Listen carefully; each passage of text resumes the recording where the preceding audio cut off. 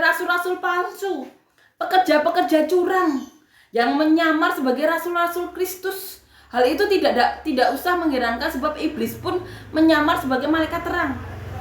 Jadi bukanlah suatu hal yang ganjil jika pelayan-pelayannya menyamar sebagai pelayan-pelayan kebenaran. Kesudahan mereka akan setimpal dengan perbuatan mereka. Jadi rasul-rasulnya Tuhan Yesus itu menyamar sebagai pelayan-pelayan kebenaran karena mereka tahu, dikatakan di sini, kesudahan mereka akan setimpal dengan perbuatan mereka.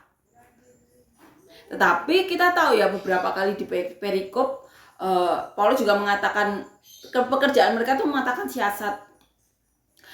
Paulus juga beberapa kali mengatakan mengenai nabi-nabi palsu, orang-orang yang menyamakan dirinya dengan Paulus dan para rasul.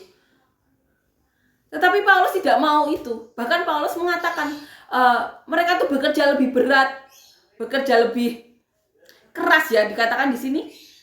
3 kali didera, 1 kali dilempari dengan batu, 3 kali mengalami karam laut. Jadi semuanya itu dikatakan oleh Paulus untuk menyatakan kepada mereka bahwa Paulus itu memang benar-benar menjaga jemaat-jemaat itu ya.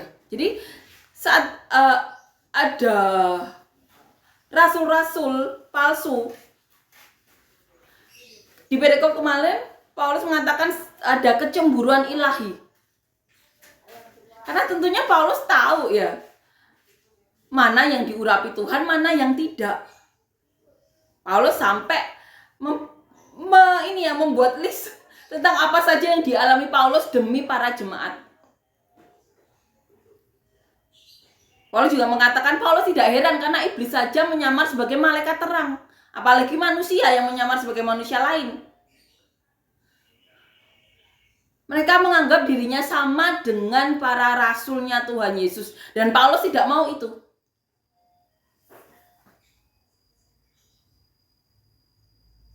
Dikatakan di sini adalah sebab orang-orang itu adalah rasul-rasul palsu, pekerja-pekerja curang yang menyamar sebagai rasul-rasul Kristus. Dikatakan pekerja-pekerja curang, berarti mereka kerjaannya itu dengan melakukan kecurangan.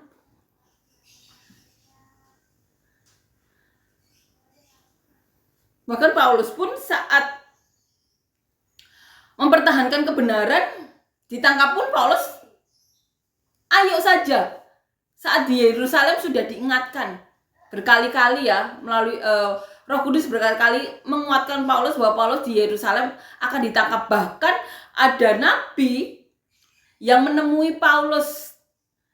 Nabi tersebut memperagakan bagaimana yang dialami oleh Paulus. Tapi Paulus tahu itu yang harus dihadapinya karena sebelumnya Roh Kudus saat Paulus dari kota ke kota sudah diberitahu oleh Roh Kudus.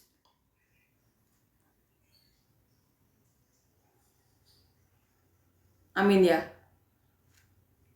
Tetapi untuk rasul-rasul curang ini kerjaannya itu cuma mencari enaknya saja. Mereka berlaku curang.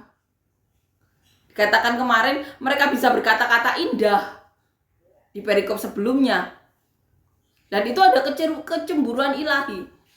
Karena Paulus khawatir jemaat akan menghadapi apa yang dihadapi oleh Hawa, di mana Hawa jatuh karena kelicikan ular. Dan Paulus khawatir itu dialami oleh jemaat Korintus.